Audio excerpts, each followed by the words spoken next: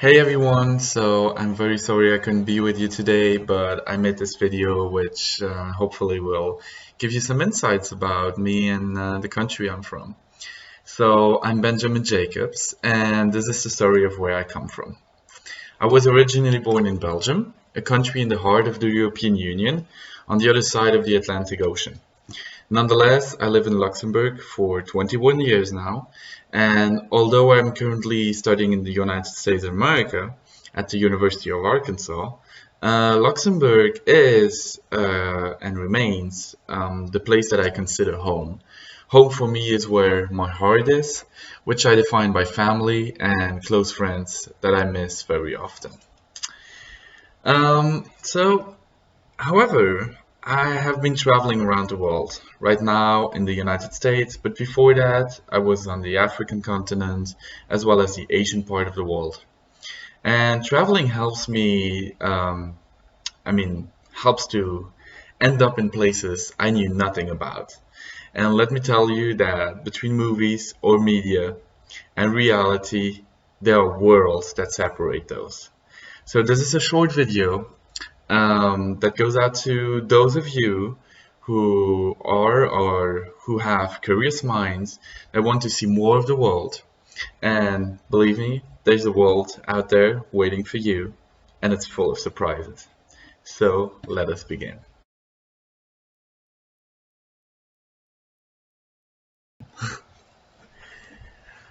So, today I'm 26 years old, and the world is still a great big adventure to me.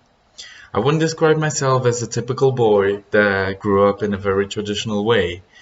I grew up with my mom only, and I have regularly traveled since the age of 6. And in school, I had many ups and downs. And it took me a long time to realize how important education is, and especially how many opportunities and choices it provides, among which an incredible amount of educational traveling and exchanges. Nonetheless, looking back at all my previous experiences or travels, Luxembourg still remains a place where I feel deeply rooted and at home. Let's talk about that. So Luxembourg, or the Grand Duchy of Luxembourg, is a neighboring country of Belgium and is also located in the heart of Europe. It is a tiny country, has the size of Washington County and the population of northwest Arkansas.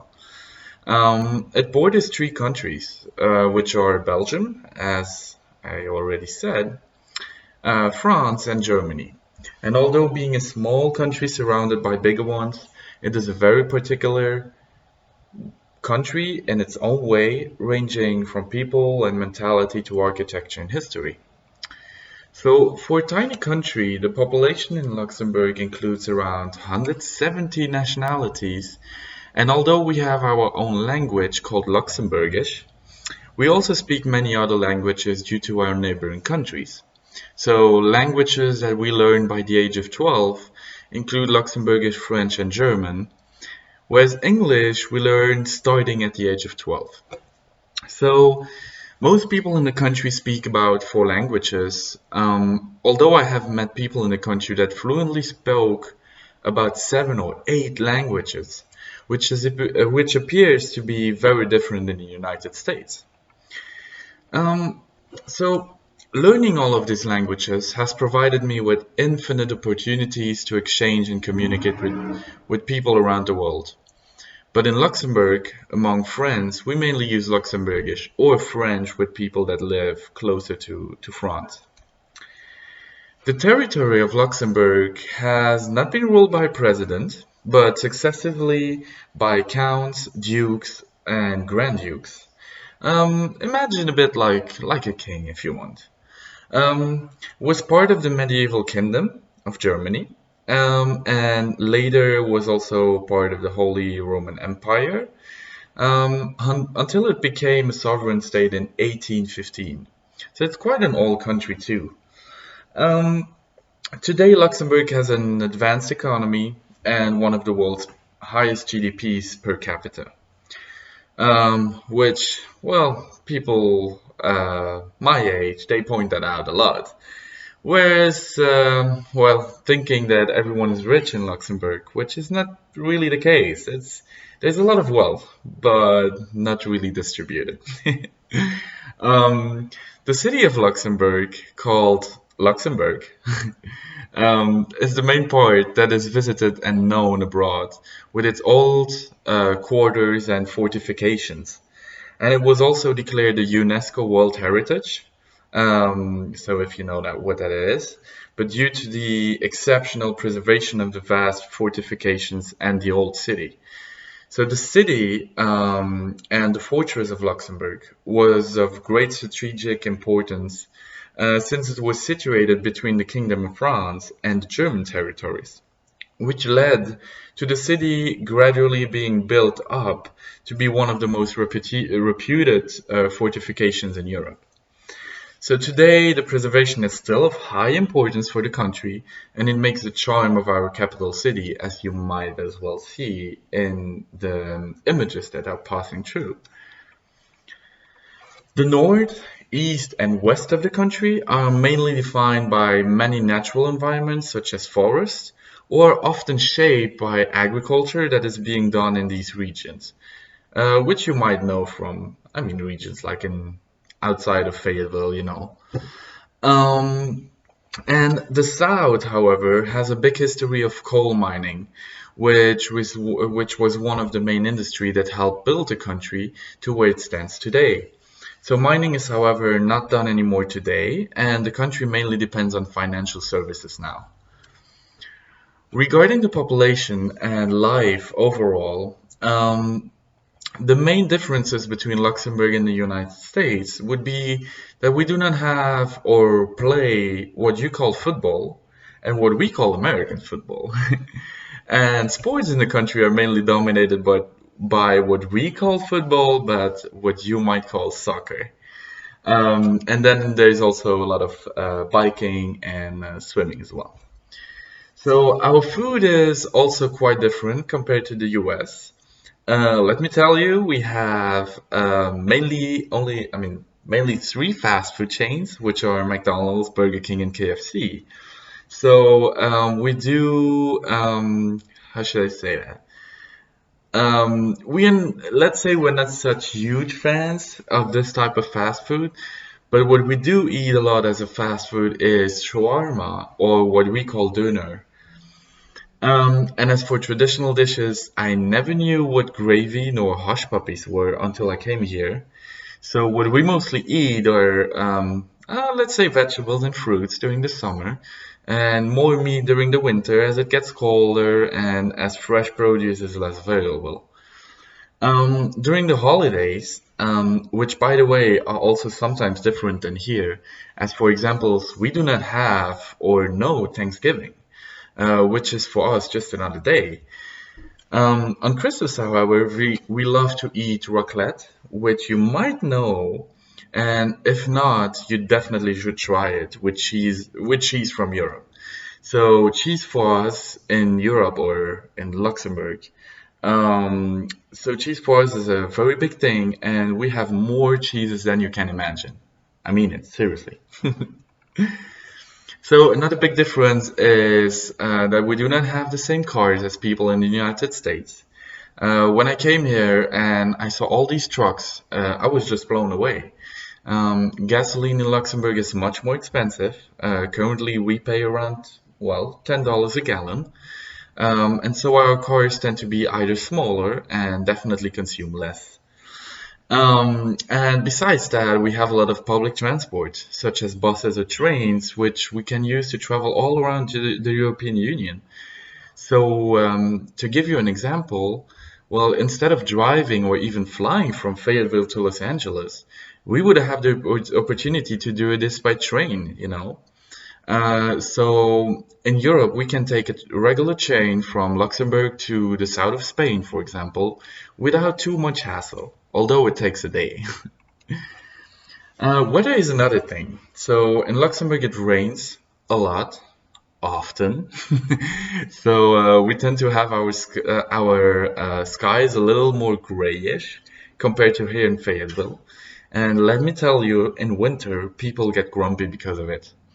So we do most of our activities indoors, besides if we go hiking or biking. And well, we tend to look for things that, how should I say it, enlighten our days, you know? Another thing is that we are very multicultural and that we do not speak of race ever, which is a total taboo in Luxembourg. So when we meet people, we mainly ask which country they are from, but for most of us, we do not distinguish people by their race. We consider that we are all one race, the human one. If you would ever travel to Luxembourg, you will see that people also tend to be a little distant, besides people in the capital city, of course. But in our rural areas, people are more careful before talking to people. And however, once you get to know them, most people are just wonderful. Our farmers and hunters are a little tougher and more conservative, but if you are friendly to them, even them, like they will welcome you with open arms. And let me tell you, you can have a lot of fun with people over there. And if you ask me, even more so if they are from rural areas. The multicultural context, as well as our history, is also reflected in our politics. So, to me, it seems that in the United States, it is either you are blue or you are red. It's very binomial, which we don't really know in Luxembourg or in the European Union in general. No single party has a chance of gaining power alone, and parties must work with each other to form coalition governments. So currently we have about, 14 parties, among which 7 are represented at our parliament. So let me tell you that if you think that things get complicated with 2 parties, well, with 7, there's a lot of talking and a lot of conflict. But it works. So religion is also a little different in Luxembourg compared to here in Arkansas. I cannot speak for the entire US, but, well, in Luxembourg, about 70%, 74% are Christians from different Christian denominations, but mostly Catholics or Protestants. Then we have about 3% of Muslims and then other religions. And although most are Catholics, I can assure you that, well, that most of us don't really know much about religion, but it's more given to us through our education. However, you can imagine that I was fascinated by the importance of religion in Arkansas, or, well, in the south of the US in general. Last time I experienced that religion was so important in people's daily life was in Rwanda in Africa. So it's very beautiful, you know, when you travel and when you meet other people. It's very beautiful to see how similar and how different we are in our own wonderful ways, you know. So, well, I hope this could give you some more insights into where I'm from, as well as the pictures or the videos that certainly helped. And also, again, I apologize that I could not be there with you today. But hey, if you have other questions, do not be afraid, do not hesitate, and send me your curious questions and I will try to answer them. And I'm sure that I will learn as much from you than you could learn from me. As Pablo Picasso once said, every child is an artist. The problem is staying an artist when you grow up.